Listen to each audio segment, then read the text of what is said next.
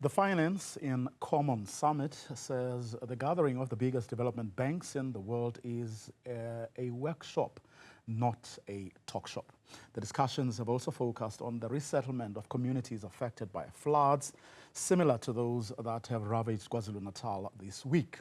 The summit is a gathering of investors that control $28 trillion of investments in infrastructure development in the world. Xolani Mbanjwa joins us with the Development Bank of Southern Africa CEO Boitumelo Mosako. Xolani, we've been bombarding people about the G20 and now it's the FICS. The question I guess many South Africans will be asking themselves is, how are these gatherings impacting their lives?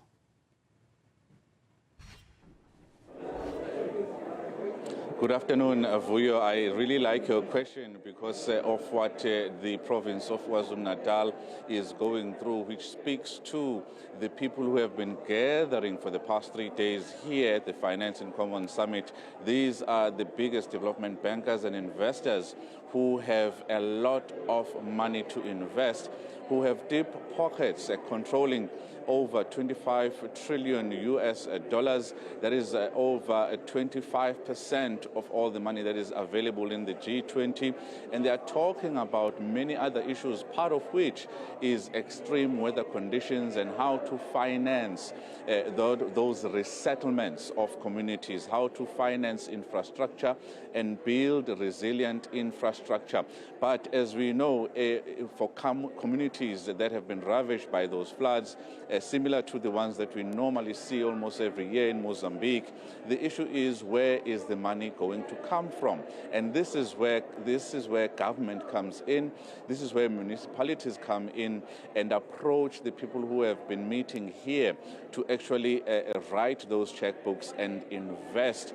And for African countries, it has been spoken about how ratings agencies put an unfair risk premium, which makes African countries not able to keep up with their payments, and also the cost of that debt. It's something that has been spoken about not only on climate finance, but it is apt that this particular summit took place during the G20 and also when we have the devastating floods in KwaZulu-Natal. Yes, of course, I'm joined by the CEO of the Development Bank of Southern Africa, Boitumelo Mosako. Boitumelo, thank you very much for your time.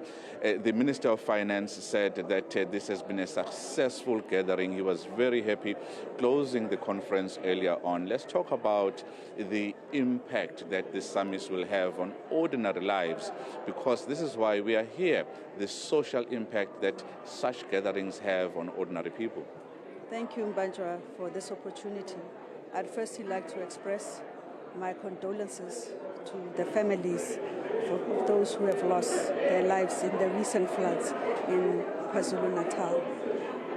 You know, the adverse weather conditions are a clear indication of the urgency that is required to build sustainable, climate resilient infrastructure. The gathering here at FICS, the theme is fostering infrastructure finance for a just and sustainable growth, which aligns with the G20 theme of South Africa that talks to solidarity, equality, and sustainability. The challenge we face is not a government-only challenge. It requires a collaborative effort by all stakeholders, and that talks to government, it talks to sub-national governments, so those are the municipalities, public development banks, and also the private sector. At this summit, it represents all of those stakeholders, including academia and civil society as well. The opportunity we have here is that we have an opportunity to mobilize finance for infrastructure. When you look at what has happened now, it's important that in our infrastructure programs, we mobilize finance that will enable that we actually build infrastructure that is climate resilient, and that is quality infrastructure. As we gather here today, we gather for the citizens of our respective countries. As we gather here today, we are saying, as public development banks, we represent the voice of the people of this country. And by that, what do I mean? For instance, as a development finance institution that focuses in South Africa and the rest of the African continent, it is important for us to ensure that we mobilize funds so that we can implement this infrastructure. The infrastructure that the finance that we offer, that we mobilize, enables access to water, access to transport, access to energy. It enables digital inclusion.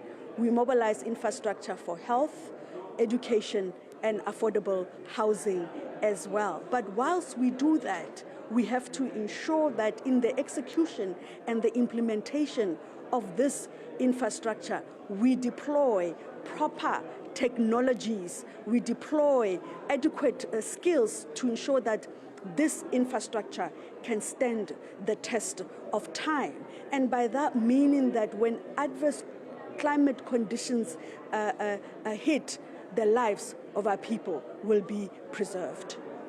Boitumelo, do you think that the message is resonating that development banks such as yourself and those around the world have been talking about on the importance of climate finance? I mean, climate change and climate finance is the reason why there was a disagreement or no consensus at the G20. That tells you how important this issue is.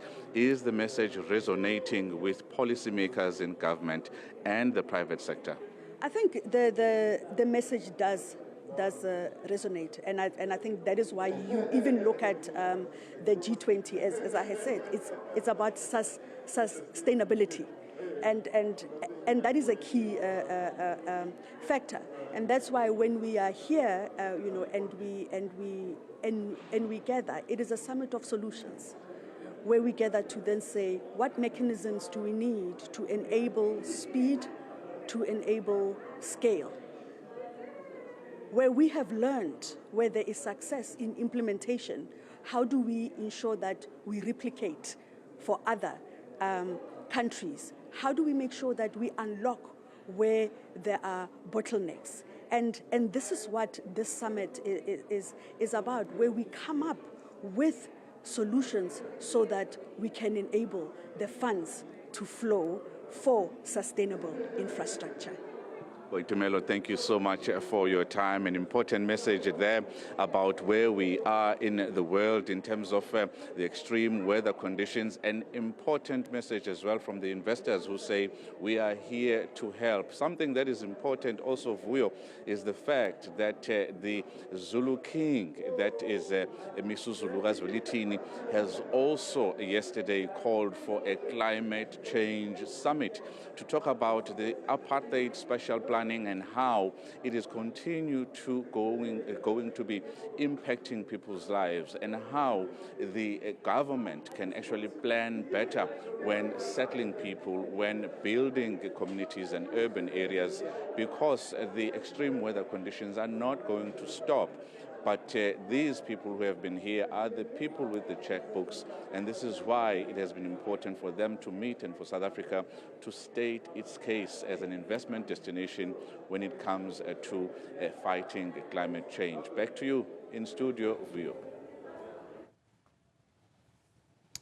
Xolani Mbanjwa there, following, of course, that meeting.